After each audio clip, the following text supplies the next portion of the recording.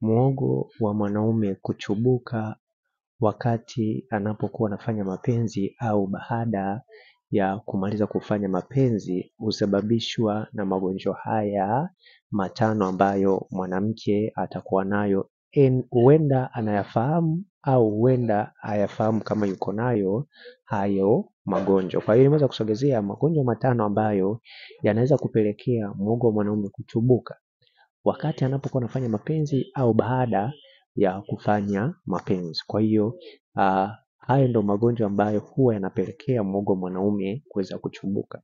Ugonjwa wa kwanza ni ugonjwa wa kisonono. Huu ni aina ya ugonjwa ambao huweza kupelekea muogo wa mwanaume kuchubuka wakati wa kufanya mapenzi au baada ya kumaliza kufanya mapenzi. Na pia aina ya pili ya ugonjwa ambao unaweza kufanya mwanaume muogo wake uweze kuchubuka ni ugonjwa wa UTI ya mkojo. Ni muhimu sana kujua kwamba UTI ya mkojo ni aina ya ugonjwa ambao unaweza kupelekea muogo wa mwanaume kuchubuka either wakati wa kufanya mapenzi au baada ya kumaliza kufanya mapenzi.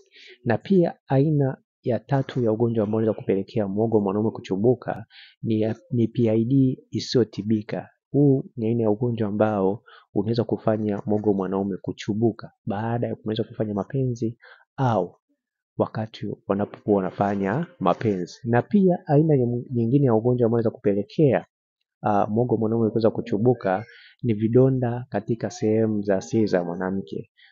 Huu ni aina ya ugonjwa ambao unaweza kupelekea muogo wa mwanaume kuweza kuchubuka wakati wa kufanya mapenzi au baada ya kumaliza kufanya mapenzi. Na pia ugonjwa mwingine ni ugonjwa wa kansa ya uzazi katika kitumbua cha mwanamke. Ni muhimu sana kujua kwamba huu ni aina ya ugonjwa ambao ni hatari sana ambao unaweza kuchubua muogo wa mwanaume wakati wa kufanya mapenzi au baada ya kumaliza kufanya mapenzi. Kama unahitaji ushauri au video za kufanya mapenzi, hakikisha unanicheki WhatsApp kwa namba 0713728736. Na kama upo nje ya Tanzania, anza na jumlisha 255 713728736. Naitwa Isaac Kanyankole, asante.